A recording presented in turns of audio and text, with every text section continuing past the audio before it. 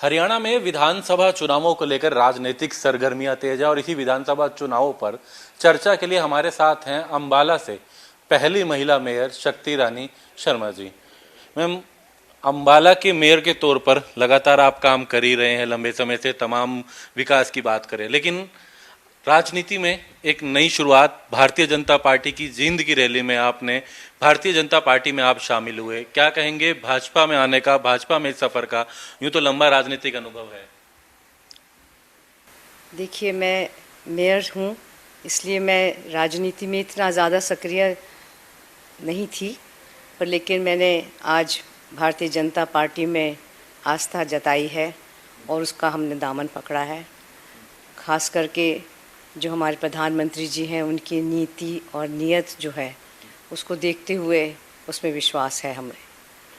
हम अगर बात करें, आप प्रधानमंत्री की बात कर रहे थे, केंद्र सरकार में तीसरी बार एनडीए ने सरकार बनाई है। अब हरियाणा में भी तीसरी बार सरकार बनाने का भाजपा दावा कर रही है। आप किस तरीके से देखते हैं भाजपा के इन दावों को, इन बातों को, क्योंकि आप भी बीजेपी में अब शामिल हुए? वो क्या मुद्दे रहे, क्या मानते हैं, क्या वो प्लस पॉइंट बीजेपी के लिए हो सकते हैं?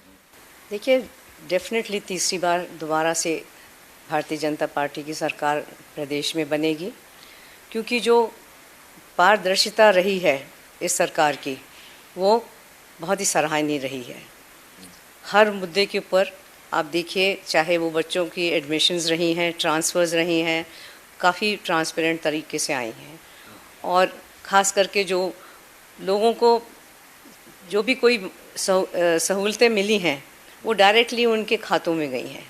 चाहे आप आयुष्मान कार्ड देख लीजिए, कितनी तादाद में बने हैं, लोगों को इसका बहुत फ़ायदा उठाने को मिल रहा है। और ई श्रमिक कार्ड हैं, चाहे अभी हैप्पी कार्ड बन रहे हैं जो महिलाओं को फैसिलिटेट कर रहे हैं कि आप फ्री सफ़र कर सकते हैं। तो बहुत सारी जो उनकी योजनाएं आई हैं बहुत कारगर हैं और सराहनीय भी हैं।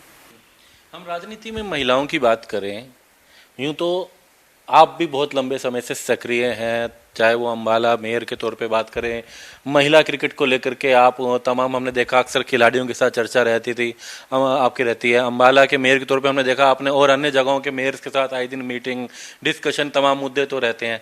लेकिन महिलाओं की राजनीति को लेकर के आप किस तरीके से देखते हैं, सक्रियता को किस तरीके से देखते हैं? जिस तरीके से अब 33% रिजर्वेशन की बात भी की जाती है, आगे आने की बात की जाती है, क्या कहेंगे?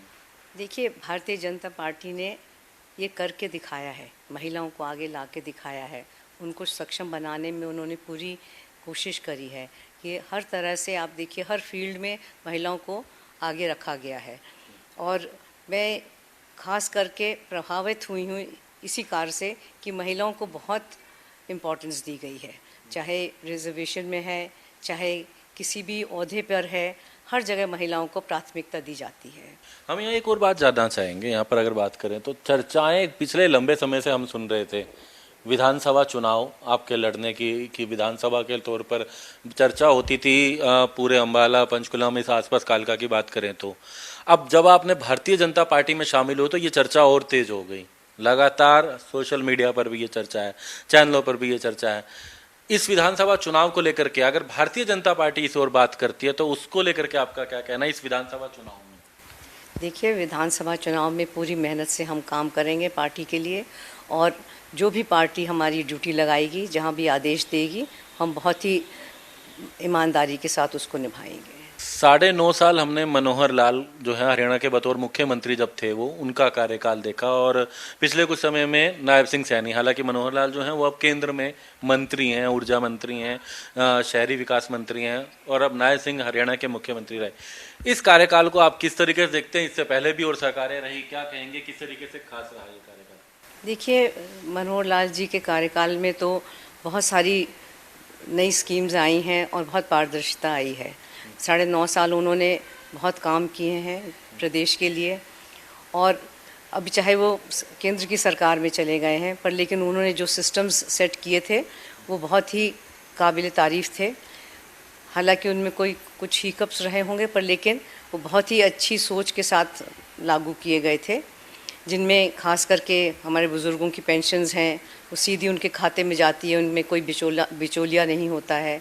और हमारे जो बच्चे हैं मेरिट के ऊपर भर्ती होते हैं उन्होंने, और इसी तरह से चाहे बच्चों की पढ़ाई की तरफ देखिए तो बच्चों की पढ़ाई नौकरियां हैं जो वो भी उनके मेरिट पे उनको मिली हैं, और बच्चों की पढ़ाई भी देखिए ज़्यादा से ज़्यादा बच्चे इस तरफ जा रहे हैं।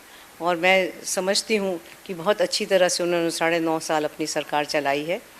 और अगर हम नायब सैनी जी की सरकार की बात करें तो उनको बहुत कम समय मिला है, पर लेकिन उन्होंने टायरलेसली काम किया है। सुबह से रात तक आप देखते हैं कि ना वो थकते हैं ना वो हारते हैं, लगे रहते हैं और हमेशा हंसते रहते हैं। जो भी नारा दे रहे हैं नॉन स्टॉप हरियाणा।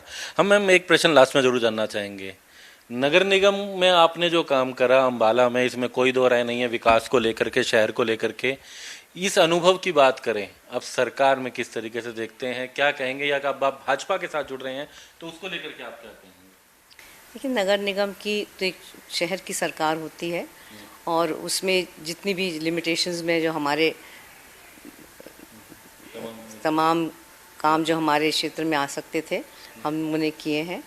और मैं चाहती हूँ कि मैं ये अपना अनुभव और जगह भी इस्तेमाल कर सकूँ, और ख़ास करके जो महिलाओं के लिए हमने कार्य किए हैं मैंने अपने समय में अपने निगम में, तो उसका एक्सपीरियंस मुझे बहुत अच्छा रहा है। अंत में एक बात, लोगों से क्या उम्मीद करते हैं इस विधानसभा के चुनाव में? अब ज्यादा दिन नहीं है, 5 अक्टूबर को हरियाणा में मतदान होना है। प्रदेश की जनता से क्या उम्मीद कर रहे हैं? मैं उनसे ये उम्मीद करती हूँ कि वो एक साफ सुथरी और ईमानदार सरकार को चुने, और इसमें दो राय नहीं है कि मौजूदा सरकार जो है भाजपा की सरकार है, बहुत ही ईमानदार सरकार है। जैसे हम देख रहे हैं प्रधानमंत्री जी की छवि कितनी अच्छी है और वो हमेशा तरक्की की तरफ ही बात करते हैं, बहुत आगे की सोचते हैं। आज से 15 साल 20 साल पहले की प्लानिंग करके रख रहे हैं, तो बहुत कम ही प्रधानमंत्री ऐसे आपको मिलेंगे जो इतनी लंबी सोच रखते हैं। और हमारे जो चीफ मिनिस्टर हैं स्टेट के भी, वो भी जैसे उन्होंने आज कहा कि उनको 55-56 दिन मिले थे और उसमें उन्होंने इतनी सारी स्कीम्स निकाली हैं और वो धरातल पे लागू भी हुई हैं। तो ये लोग जो काम करना चाहते हैं तो उनको मौका मिलना चाहिए काम करने के लिए, और मैं जनता से अपील करती हूँ कि तीसरी बार फिर से बीजेपी सरकार। चलिए, तो तीसरी बार का ये दावा है भारतीय जनता पार्टी का भी, क्योंकि केंद्र में एनडीए की सरकार बनी और अब विधानसभा की रणनीति को लेकर के लगातार प्रचार का दौर है, उम्मीदवारों के चयन का दौर है। और उसी में अंबाला से पहली महिला मेयर जो हैं शक्ति रानी शर्मा जी, हालांकि लंबे समय से एक लंबा अनुभव जरूर है, राजनीतिक बात करें तो वे नगर निगम को लेकर के या फिर महिलाओं के क्रिकेट की टीम को लेकर के भी अगर बात करें, हमने देखा अक्सर खिलाड़ियों से भी जुड़ाव रहा। लेकिन अब भारतीय जनता पार्टी के साथ जो है उनकी ये नई शुरुआत है। उनका कहना है कि उन्हें भी विश्वास है कि तीसरी बार हरियाणा में लोग भारतीय जनता पार्टी को अपना मत देंगे, अपना वोट देंगे। इसको लेकर के इनका कहना है कि इसी को लेकर के ये भी भारतीय जनता पार्टी के साथ जुड़े और पार्टी के लिए मजबूती के साथ आगे काम करने की बात कही है। दिल्ली से सहयोगी इंदर के साथ दीपक शर्मा, इंडिया न्यूज।